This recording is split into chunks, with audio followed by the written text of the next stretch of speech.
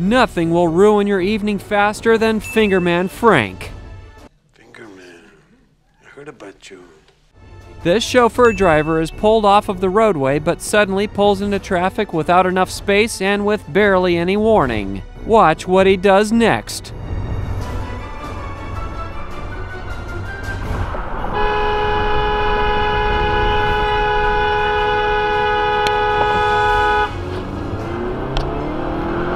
Did you catch that? This was about as painful as trying to French kiss a shark. Okay, let's take a serious look at this, break this down, and see what the company had to say about it. But let's start with the facts of the incident. Here we see the driver is pulled over with the hazard flashers on. He goes directly from the flashers to a left turn signal, making it a little harder to notice the turn signal. He also starts to move, right when he changes from the flashers to the turn signal, not giving ample warning of his intentions to merge. What's more obvious and worse is that he pulled onto the roadway without a proper gap in traffic, forcing my dashcam driver to brake hard and risk getting us rear-ended. But he then made a dangerous situation even worse by stepping on the brakes and stopping on the highway right after cutting my dashcam driver off. My dashcam driver immediately felt unsafe being behind this guy due to the possibility of being rear-ended, not knowing if the guy was going to jump out and attack, and thinking he might continue brake checking, so my driver promptly went around him to get away from this dangerous situation. And as this is happening, he rolls down the window and shoots my driver the bird with his right hand. Nothing else occurs after this brief encounter, but 20 miles later in stopped traffic, my driver manages to snap these photos of the guy in the rearview mirror. So the next day we contacted the owner of the limo company, UrbanBCN Worldwide, and showed him the video.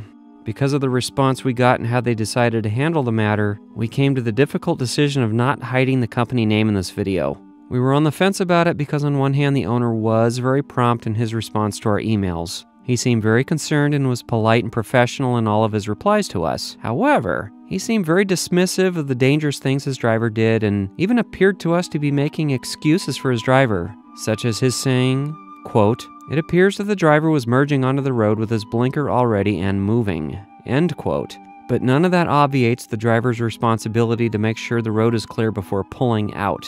Then he says, quote, "Unfortunately, I can't tell how fast you were traveling and if his movement to merge was unsafe based on the distance he had," end quote. Well, the speed limit is 45 on this portion of the highway and my driver was doing about 50 until seeing the driver pulled over, then slowed to about 40 upon getting closer. It's quite obvious from the video that the speed my driver was going was not a significant amount over 45. He questions if his limo driver's merge was unsafe. Let's look at the distances. By the time the driver turned on the turn signal and started to move, my dashcam driver was 150 feet away from him, traveling somewhere between 40 and 45. And by the time my dashcam driver noticed what he was doing and first reacted, he was 110 feet away, so clearly an unsafe distance to merge.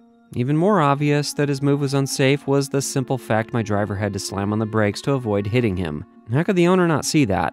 After this was explained to him and showed him maps with distances on them, he failed to comment any further on that point. He then denies seeing a brake check but acknowledges he can see his driver stop on the roadway. I mean, come on. This response is extremely common as a retaliation tactic toward another driver. Given that the driver flipped the middle finger, he was clearly angry about being honked at, which makes his stopping on the roadway most likely an act of road rage. But the owner disagrees. Here he seems to make yet another excuse, saying his driver probably didn't know what was happening and stopped dead in the road because of his confusion. How can he not know what's going on? His assertion just doesn't add up for me. The owner used to be a police officer, so he is a trained observer. Yet he doesn't acknowledge to me that those moves are necessarily dangerous. But he did at least acknowledge and take issue with his driver flipping us off, which is better than nothing. But I'm unsatisfied at his lack of acknowledgement for those dangerous moves. In fact, he even claims that this is one of his safest drivers. Here's how the owner said he'd deal with the overall situation. He said, quote, "We will counsel and train the driver internally," end quote. Whatever exactly that means. He was being somewhat tight-lipped, citing that they handle their employee situations privately and confidentially. And due to the danger he caused my dashcam driver and the unprofessional conduct, I was hoping for more transparency and harsher disciplinary action. So let's face it, if any of us had driven dangerously and committed road rage behavior in a company vehicle, most companies would have fired their driver. So this begs the question, Having done all three of these things that combined is compelling grounds for termination of employment, why does he get to keep his job? One possible answer is this magazine article about the owner and his company. It's clear that this is a family-run business and that he has at least 2 family members working for him, including an older brother. So we don't know if the owner is being disingenuous or biased in favor of his driver, or really doesn't realize the seriousness of what his driver did, or all of the above, or what. All possible theories aside, the bottom line is, we feel that the owner isn't doing enough as far as disciplinary action. His driver should be fired or at the very least suspended without pay. It's completely unacceptable to not only drive carelessly but then to intentionally create a dangerous situation, which we believe was likely intentional, and to finish off with the middle finger, all with the company name plastered on the outside of the vehicle. We're also unhappy at the owner's lack of acknowledgement openly to us over what we can plainly see are 2 dangerous driving offenses and the lack of further transparency. Both of the other companies we've reported their dangerous drivers to were very open about what disciplinary action they were taking. It surprises me that this company won't do the same. Let me know what you think in the comments below. Don't forget to subscribe.